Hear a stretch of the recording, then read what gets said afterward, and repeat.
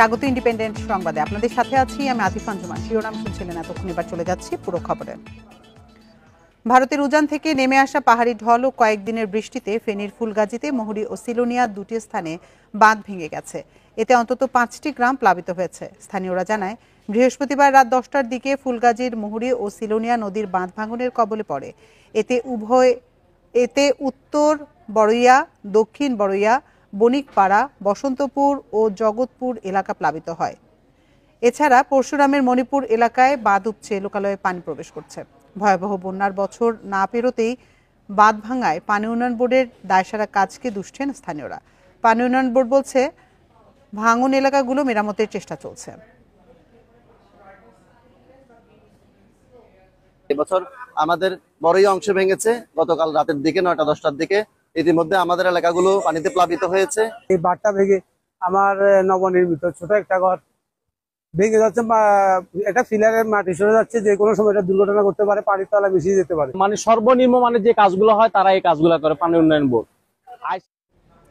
এ নিয়ে আলোচনাতে ফেনী থেকে আমাদের সাথে যোগ দিচ্ছেন সহকর্মী সমীর উদ্দিন। সমীর, বাঁধ ভেঙে তো 5টি গ্রাম প্লাবিত হয়েছে, আমরা যেমনটি দেখছিলাম সংবাদে।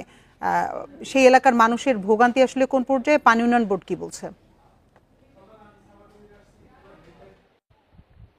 দেখুন, আমি আছি এই মুহূর্তে ফুলগাজীর সদর ইউনিয়নের উত্তর বড়ইয়া যে গ্রাম, সেটি একটি হচ্ছে বণিকপাড়া এলাকা। এখানে এই মুহূর্তে এখানকার মানুষ পানির তলে ডুবে আছে। আমি ক্যামেরা হয়তো দেখা যাচ্ছে যে কি পরিমাণ পানি নদী ভেঙে এসছে।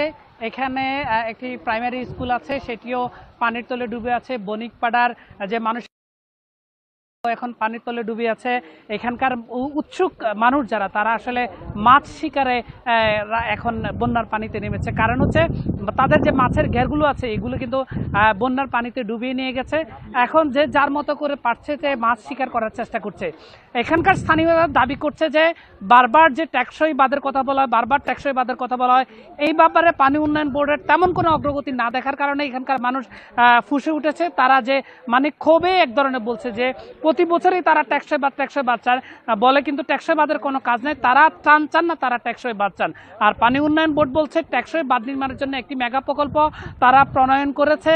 যেহেতু গত সরকারে প্রণয়ন করা হয়েছিল, সরকার পতনের পর নতুন সরকারের কাছে আরেকটি মেগা প্রকল্প প্রণয়ন করা হয়েছে।